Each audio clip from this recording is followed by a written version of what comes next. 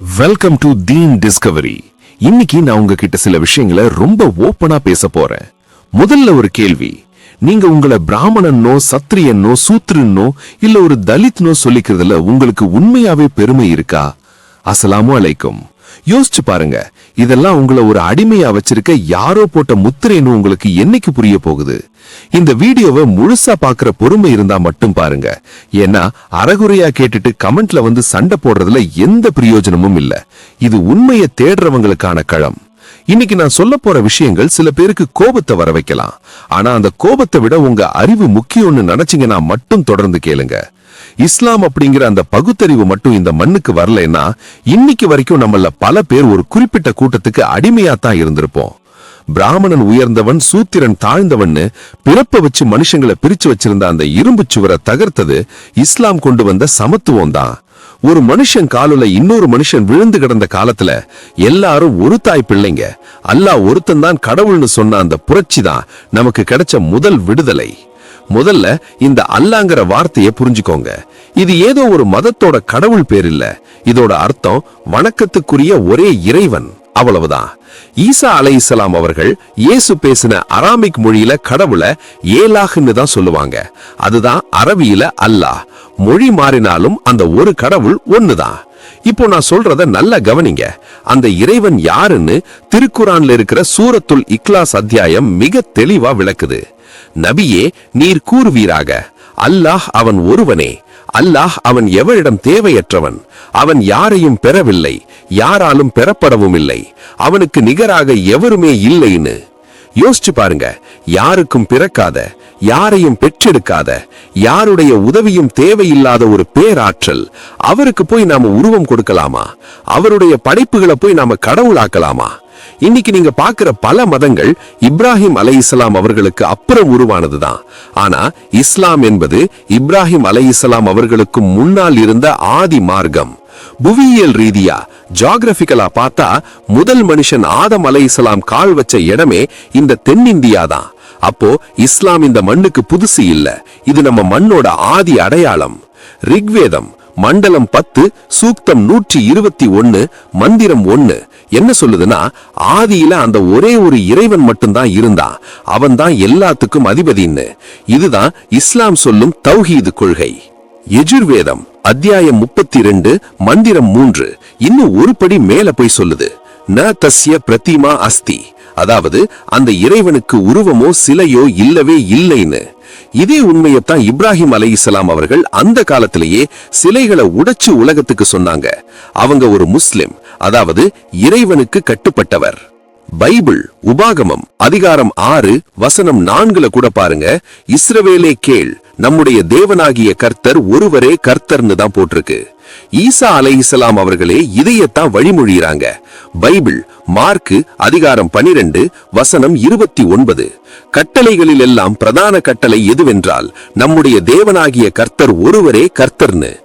குரான், வேதம், பைபிள்னு எல்லாமே கடவுள் ஒருவன்னு சொல்லும் போது இங்க மட்டும் ஏன் இத்தனை சாமிகள்? ஏன்னா நாம நம்ம வேதங்களை நாமளா படிக்கிறது இல்ல. இஸ்லாம் சொல்லும் ஆதாரம் மிக தெளிவானது.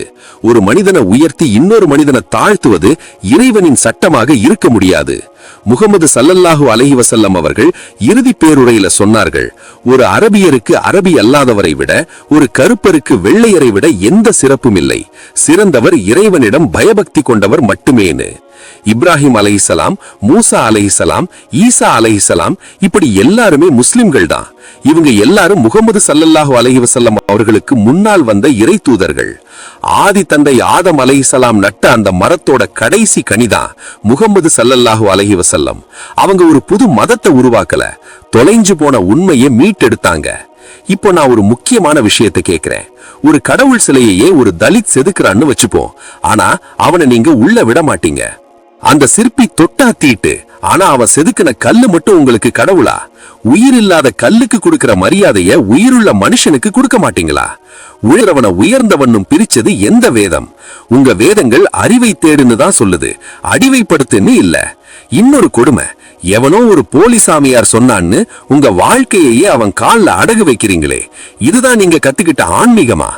அவன் சொன்னான்னு உங்க மனைவியோட கௌரவத்தை கூட இழக்க துணியறீங்களே, உங்க மதம் உங்களுக்கு கண்ணியமா வாழ கத்து கொடுக்கலையா? இல்ல உங்க சுயமரியாதை தான் செத்து போயிருச்சா? ஒரு மனுஷன் கிட்ட உங்க குடும்பமானத்தை விக்கிற நீங்க என் மதம் பெருசுன்னு சொல்ல என்ன தகுதி இருக்கு? இஸ்லாம் நமக்கு கற்றுக் கொடுப்பது என்ன தெரியுமா? ஒரு மனுஷனை இன்னொரு மனுஷன் கடவுளாக்கி அடிபணிய கூடாது. உங்க மேலதிகாரிக்கோ பெற்றோருக்கோ நீங்க மரியாதை கொடுக்கலாம், அவங்க சொல்ற நல்ல விஷயங்களுக்கு கீழ்ப்படியலாம். ஆனா ஒரு மனுஷனை இறைவனுக்கு இணையா வச்சு அவனுக்கு முன்னாடி மண்டியிடுறது மிகப்பெரிய பாவம்.